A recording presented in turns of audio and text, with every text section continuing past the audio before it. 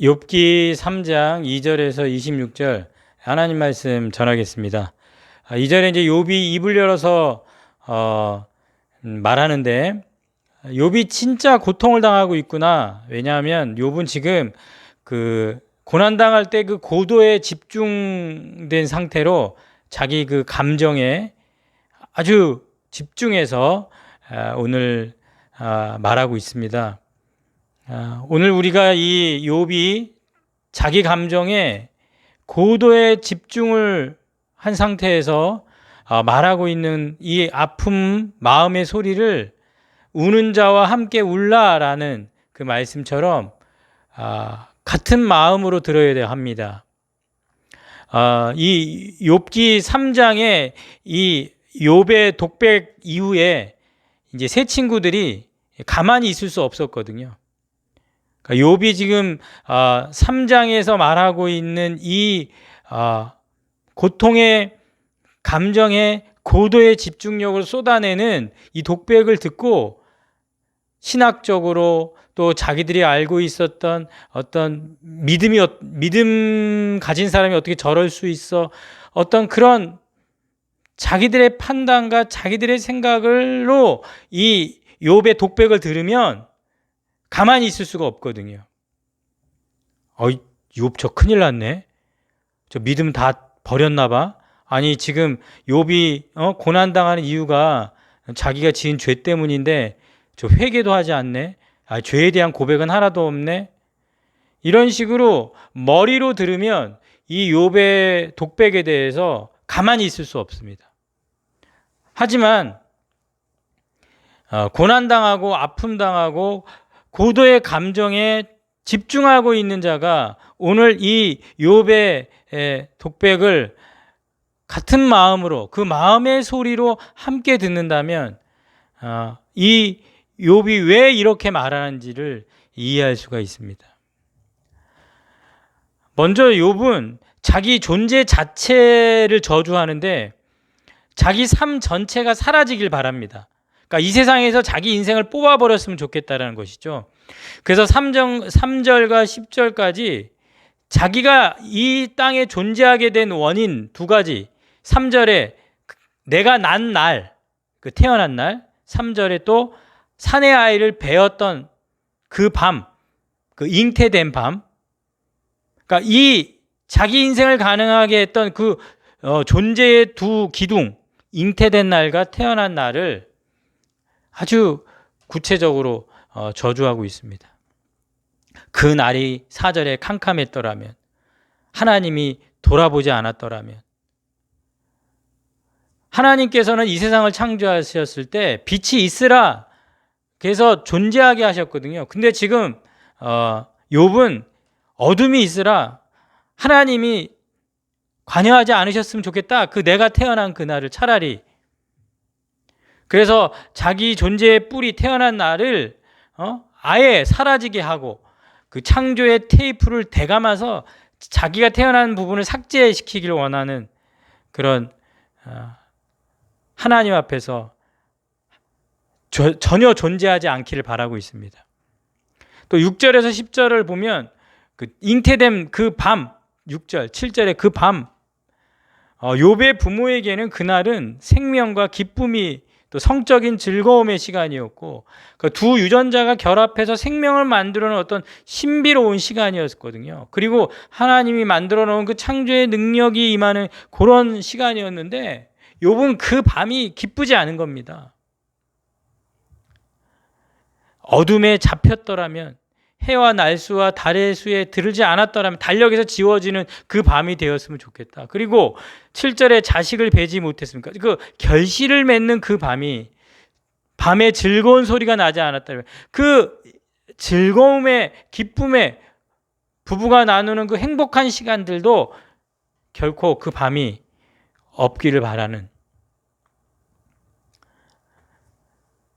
욥은 지금 또 8절에 리워 야단을 얘기하는데 이 리워 야단은 질서 대신 무질서, 생명 대신 죽음, 죽음을 삼키는 어떤 생명을 삼키는 어둠. 그러니까 이 모든 그 창조된 질서를 파괴하는 어떤 저주를 수행하는 전문가, 그게 리워야단. 그래서 그 밤을 아예 다 사라지게 만들기 원하는. 그래서 10절에 이제 절정에 이르는데요. 이는 내 모태의 문을 닫지 아니하여 내 눈으로 환난을 보게 하였음이로다, 이렇게 얘기합니다. 한마디로 절대 태어나지 않기를 바라는 욥의 간절한 열망입니다. 근데 이 욥의 열망은 헛된 소망이죠. 왜요? 이미 태어났기 때문에. 그러니까 욥이 쏟아붓는 이 저주들은 너무 늦었습니다. 왜요? 지난 과거를 저주해 봐야 과거는 과거니까 바뀌지 않습니다. 그럼에도 불구하고 지금 욥이 아무 위력도 없고 소원이 이루어질 가망도 없지만 이렇게 격렬하게 자기의 태어난 날과 잉태한 날을 저주하는 그 이유는 그 언어의 격렬함, 그 문학이 주는 자기의 모든 것을 표현할 수 있는 그 감정의 과도함, 이런 것들을 통해 욥은 자기의 모든 것을, 자기의 감정을 문학이란 힘, 시지 않습니까? 이걸 통해서 다 쏟아내고 있는 것이죠. 이것은 또 다른 면을 우리에게 말해주고 있는데, 그것은 무엇이냐면 이 땅에 존재하게 한 힘입니다. 이 땅에 살아있게 하는 생명력입니다. 나를 이 땅에 존재하게 하고 생명이 있도록 살아가게 하는 그 원동력, 그 힘은 하나님에게서 왔고, 그래서 나는 지금 살아있기 때문에 그 고난을 겪어낼 수밖에 없고, 그 살아낼 수밖에 없는 그 생명력, 그 힘, 그것에서 벗어날 수 없다는 것이죠. 하나님이 나에게 주신 이 생명은 계속해서 살아있게 하고 살아내야 되는 너무나도 강력한 힘이기 때문에 내가 아무리 생일을 저주하고 잉태된 나를 저주하고 내 존재 자체가 이 땅에 사라지길 원해도 사라질 수 없는 하나님이 부여한 그 생명력, 살아있음의 생명력, 그 힘을 욥은 아무리 고난당하고 아픔당해도 어찌할 수가 없는 그것을 말하고 있는 것입니다. 우린 지금 살아있습니다. 하나님이 주신 이 생명력은 너무 강합니다. 그 존재하게 하신 그 생명력, 살아있음의 생명력에 우리가 붙들려 있다는 사실을 꼭 기억해야 합니다. 하나님께 주신 이 생명력에 우리가 붙들려 있음을 우리는 꼭 기억해야 합니다. 그래서 이제 욥은 이 살아있는 자리와 정반대 죽음의 자리를 떠올리게 됩니다. 11절부터 이렇게 보면 내가 태에서 11절에 죽어 나왔으면 12절에 왜 부모가 나를 받아내서 지금 살게 했는가? 그러면서 13절에 그렇지 아니하였었던들 내가 지금 편안히 누워 자고 쉬었을 것이다. 지금 쉼이라는 쉬다라는 그 이미지 4개가 포개져 있어요. 평안히 누워 자고 쉬었을 것이다. 이 죽음의 자리를 지금 묘사하는 것인데 이건 단순히 죽으면 끝이다, 그 말을 하고 있는 것이 아닙니다. 이 죽음의 자리를 떠올리는 이유를 보면 14절과 15절에 뭘 얘기하냐면 자기를 위하여 폐허를 일으킨 세상 임금들과 모사들.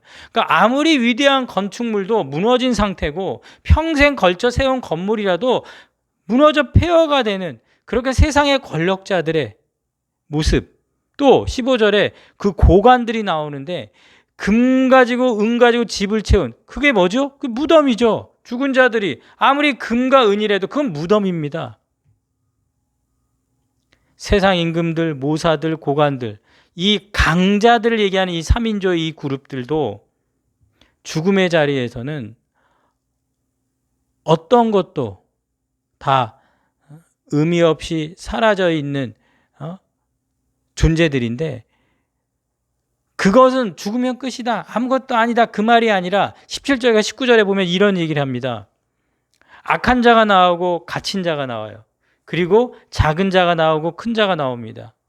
그러니까 그 안에서 이 땅에 살 동안에 악한 자와 갇힌 자가 겪었던 그 갈등, 그 혼란. 그런데 죽음의 자리에서는 그런 모든 것들이 사라진다는 것이죠. 욥이 여기서 떠올리고 있는 것은 뭐냐면 내가 지금 고난당하고 아픔 당한다라는 이 현실이 너무 혼란스러운 겁니다. 하나님 앞에 최선을 다하고 의인으로서 열심히 살아왔던 내 인생에 지금 이 당한 고난은 원인과 이유를 알 수 없는 그런 신앙적인 너무나도 혼란스러운 내면적인 갈등은 죽음의 자리에는 없다라는 거예요. 지금 그것을 대조하고 있는 겁니다. 그러니까 이 사실은 지금 내가 하나님이 주셨고 하나님이 거두어 가셨다란 하나님을 찬양해서 하나님만을 바라보고 살아온 그 욥이 지금 현실의 고난, 고통 앞에서 혼란스러워하고 있는 이 자기의 이 살아있는 자의 이 생명력이 겪는 혼란과 갈등을 죽음의 자리와 대조하면서 하나님께 나아갈 준비를 하는 것입니다. 근데 욥은 이제 하나님 앞에 나갈 준비를 하는 데 있어서 혼자 나가지 않습니다. 오늘 그 20절에 보면 고난당한 자는 단수입니다. 근데 마음이 아픈 자에게는 그 복수예요. 원문을 보면. 그러니까 지금 나만 이런 아픔 당하는 것이 아니라 그런 아픔을 당한 자들이 많습니다. 연대를 하는 거죠.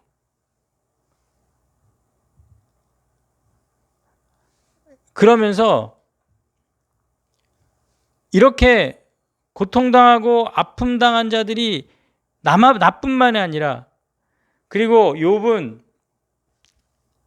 생전에 너무 많은 것들을 가졌고 많은 자식들을 가졌고 너무나도 부유했고 어떻게 보면 높은 자리에 있었던 자지만 지금 이 고난의 가닥 쓰레기 더미 같은 낮은 밑바닥 자리에 내려앉아서 그 낮은 자리에서 보여지는 수많은 아픔 당한 자들을 보면서 그들과 연대하면서 이제 하나님 앞에 나가려고 준비를 합니다. 마음이 아픈 자들과 연대하여 이제 하나님께 나아가려고 할 때 오늘 23절에 보면 하나님께 둘러싸여 길이 아득한 사람에게 어찌하여 빛을 주셨는고.